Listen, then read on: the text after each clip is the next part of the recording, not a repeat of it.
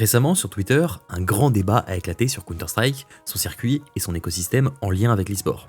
Un débat, comme toujours avec Twitter, passionné et respectueux de la vie de l'autre. Alors du coup, je me suis dit, puisque ça fait un moment que j'avais envie de faire une deuxième chaîne pour parler de ce genre de sujet qui m'intéresse particulièrement, que c'était donc la bonne occasion de le faire. Ça fait des années que je m'intéresse à la scène, sans y être partie prenante, mais je pense quand même avoir suffisamment suivi tout ça, depuis près de 7-8 ans maintenant, pour donner un avis assez pertinent et surtout chiffré, avec des faits que je vais présenter tout au long de la vidéo. La question, et les éléments à chaque fois qui semblent bloquer les clubs français pour venir sur Counter-Strike, c'est l'argent que ça demande. C'est le point central. Un roster Counter-Strike, ça coûte des millions. Il faut se ruiner, et en plus, faut passer avec des sponsors chelous. Bon, tout n'est pas faux là-dedans. Mais tout n'est pas vrai non plus. Alors, commençons par un état des lieux et comment tout ce bordel marche.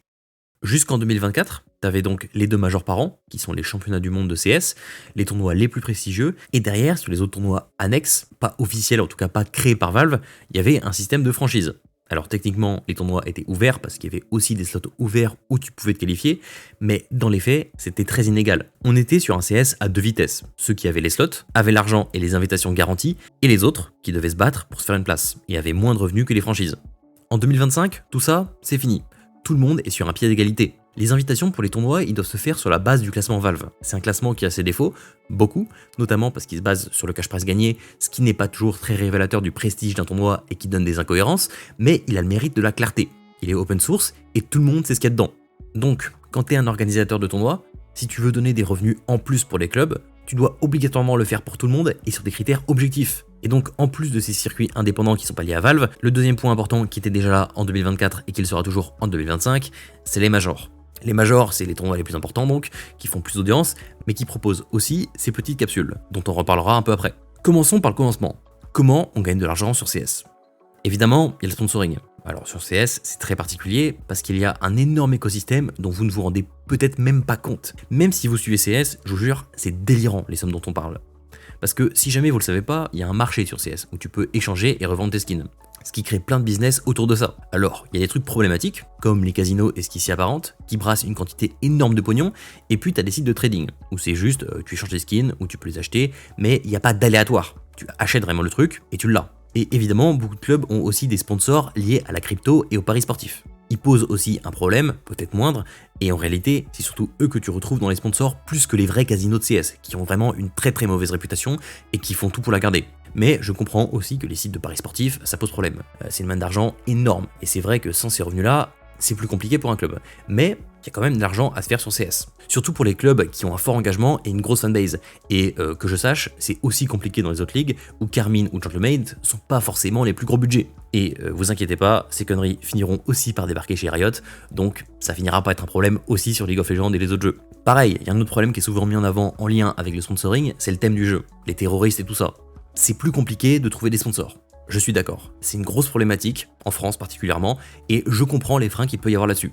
Mais s'il y a tous ces problèmes liés au sponsoring, c'est très loin d'être le seul, et peut-être même pas le principal revenu de CS. Parce que en plus du sponsoring, il y a une deuxième source principale de revenus, qui est même probablement la plus importante pour les clubs, les capsules d'autocollants des majors. Mais alors pourquoi ? Parce que à chaque capsule vendue, il y a 50% des revenus de cette capsule qui sont répartis entre les 8 équipes présentes dans celle-ci. Il y a aussi des capsules pour les joueurs, mais ce qui nous intéresse, c'est les clubs. Donc quand tu achètes ta capsule à 25 centimes, ce qui est le prix qu'elle coûte après réduction qu'il y a à tous les majors, t'as la part que va prendre Valve, qui est donc de 50%, et donc les 12,5 centimes restants sont répartis entre les clubs, ce qui fait en gros 1,5 centime par capsule par club. Dit comme ça, c'est un peu ridicule. Mais des capsules, il y en a des millions, des dizaines, des centaines de millions qui sont vendus. Mis tout bout à bout, on arrive à des absurdités comme au Major de Paris, ou ce Major en 2023, avec les capsules, a rapporté aux joueurs et aux équipes plus de 110 millions de dollars pour les 24 équipes qui étaient présentes au Major, avec jusqu'à plus de 4 millions uniquement pour le club. Après, ce qu'on vous dit pas toujours quand on essaie de vendre CS, c'est que c'est pas la norme ces revenus. En vrai, en moyenne, on est plus autour de genre 30 millions au total. Ça peut varier, mais sur les derniers Majors, c'est à peu près ça. Pour les clubs, du coup, ça peut faire à peu près autour de 500 000 € comme ça direct dans tes poches. Ça varie énormément selon la capsule où tu es. Et enfin, le troisième point qui est un peu plus complexe mais que je trouve du coup plus intéressant, c'est les revenus que tu vas avoir avec les autres circuits indépendants. Sur CS, si tu demandes une licence et que tu réponds à certains critères, tu peux organiser un tournoi. Donc, on a plusieurs grands groupes comme ESL, Blast ou PGL qui organisent plusieurs tournois dans l'année. Dans ceux-ci, tu as des cash prizes qui sont en principe pour les joueurs. Alors avec le changement de format et la grosse diminution de revenus vu que t'as plus de franchise par rapport à l'année dernière, peut-être qu'une partie des clubs va prendre une part des cash prize des joueurs. Vu leur salaire déjà absurde, bon, ça me paraîtrait pas déconnant. Mais il y a aussi des organisateurs, comme Blast et ESL, qui ont des revenus en plus uniquement faits pour les clubs.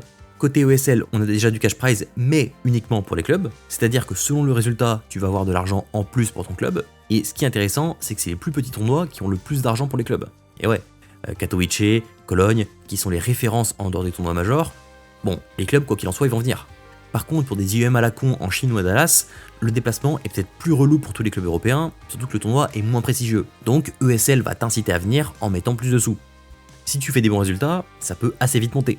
On va faire les calculs après, vous allez voir. Et donc en plus de ces revenus, t'as un pot commun à hauteur de 3 millions de dollars, dont tu vas prendre une part plus ou moins importante. C'est calculé par rapport à l'audience et la participation que t'as au tournoi. Plus tu fais d'audience, plus tu gagnes des points.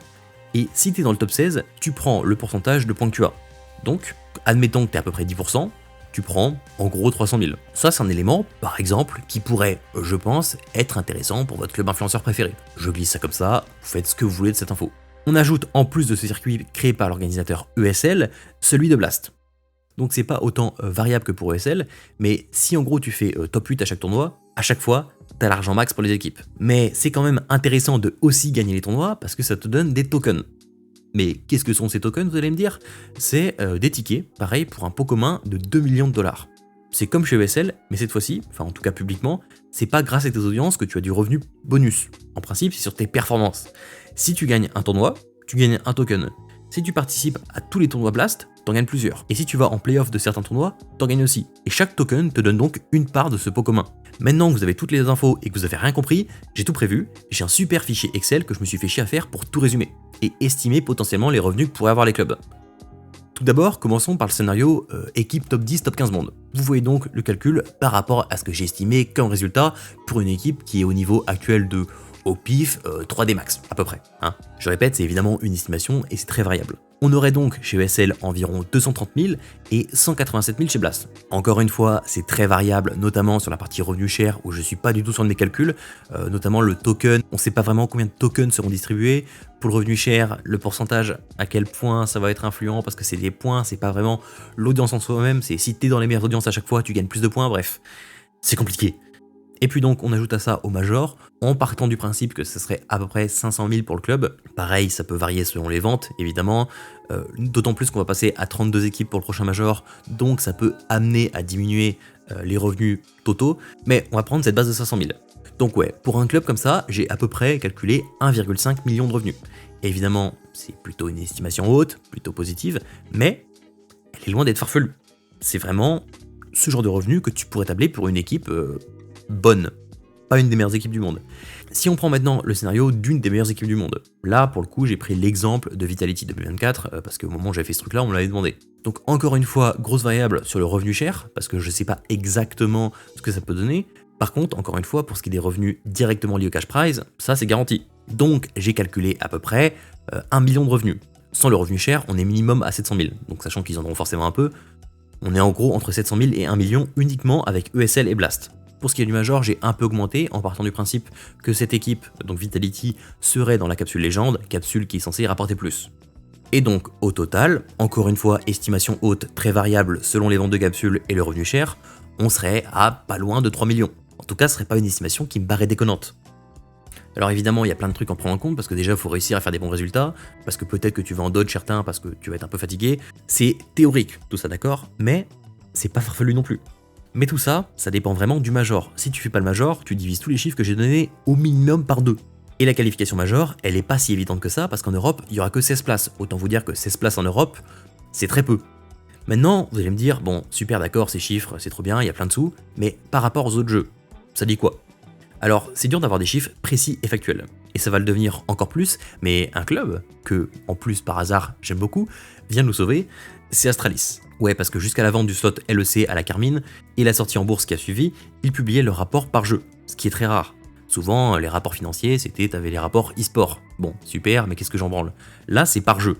Alors, en 2023, pour League of Legends, sans la vente du slot LEC, tout compris, c'est-à-dire qu'on prend aussi les revenus des sponsors, c'est pas que l'argent que Tonton Riot a donné, c'est 16 millions de couronnes danoises pour League of Legends. soit environ 2,2 millions de dollars. Et sur CS, toujours en 2023, donc avec l'ancien système des franchises, qui n'existe plus, on était à 35 millions de couronnes, soit presque 5 putains millions de dollars de revenus en tout. Sans le Major, Astralis n'était pas au Major en 2023, qui a rapporté, comme je vous ai dit, jusqu'à 4-5 millions par club. Il y a des clubs qui sont, sans aucun doute, à plus de 10 millions de chiffre d'affaires uniquement avec CS. Bon, on a bien parlé des revenus, des chiffres, tout ça c'est rigolo, il y a plein de zéros, c'est super, mais parlons du sujet qui fâche maintenant, les coûts. Je vais pas pouvoir être très long là-dessus et très précis, parce que c'est très variable et ça dépend tellement du projet que tu fais. Mais oui, pour revenir sur le débat initial, Intro des Max, par exemple, qui était un peu au cœur des discussions, qui est top 13 monde actuellement, et qui va donc être invité partout, c'est, oui, 700, 600 000 par an à peu près, peut-être un peu plus si t'augmentes les salaires, mais c'est dans ces eaux-là. Sauf que 3D Max, si on est honnête, c'est aussi très spécifique, et en dessous, mais genre très en dessous ce que tu peux avoir au même prix ailleurs. En termes de salaire déjà, pour les autres équipes du top 15 monde, tu fais facilement x2 sur les salaires. Et je dis vraiment facilement. Chez Astralis par exemple, ça prend du 20-30 000, donc tu peux faire facile x4, x5. Mais vous allez me dire, elle est où la douille? Et pourquoi si c'est pas cher, personne les prend les 3D Max? Il y a plusieurs raisons. Bon, déjà parce que c'est un roster national, et que t'as donc forcément un plafond, parce que tu peux pas faire les changements que tu veux, t'es obligé de rester sur du français, et si tu pars à l'inter, tu dois changer ta langue dans le jeu, donc revoir beaucoup de choses en termes d'organisation, et ça peut très mal tourner. Donc beaucoup d'organisations, juste pour ça, de base, elles sont pas très chaudes. Mais selon moi, et selon beaucoup de monde, ça reste quand même, pour un club français en particulier, une super porte d'entrée. Maintenant, il faut être honnête, 3D Max, c'est l'exception. Les top clubs, en termes de budget, ouais, c'est x3, x4, x5 pour jouer le top 5 monde. Je connais pas les salaires exacts de tout le monde, mais oui, il faut bien compter minimum 2-3 millions de budget, oui, facilement, oui, si on est honnête, c'est à peu près ça. Mais, encore une fois, mis en parallèle avec le revenu, bah, c'est pas déconnant. CS, ça coûte cher, mais ça rapporte aussi beaucoup. Je vais prendre encore un autre exemple, et après on va arrêter. Mais Falcon, ils ont racheté le cœur, c'est-à-dire 3 joueurs de chez Heroic, parce que sur CS, il faut aussi le savoir, les slots appartiennent aux joueurs, en tout cas au cœur du joueur, c'est-à-dire que si tu as les 3 joueurs sur 5, tu récupères les slots. Admettons, Carmine rachète Vitality, enfin le roster Vitality, ça n'arrivera pas, il récupère tout, les invitations, les classements, etc. Donc Falcon a acheté le cœur d'Heroic pour 4 millions de dollars. C'est le chiffre qui circule, voire même peut-être un peu plus. Alors, c'est Falcon, c'est les Saoudiens, c'est surpayé, mais une place dans les top classements directement, ça coûte très cher. 3D Max, c'était quasiment gratuit, voire gratuit. Et pareil, le cœur de Sangal, qui a été top 25 monde je crois, pas qualifié pour le Major, a été racheté par Heroic pour remplacer le roster qu'ils ont vendu à Falcon pour à peu près 1 million, c'est ce que j'ai vu passer, peut-être même plus.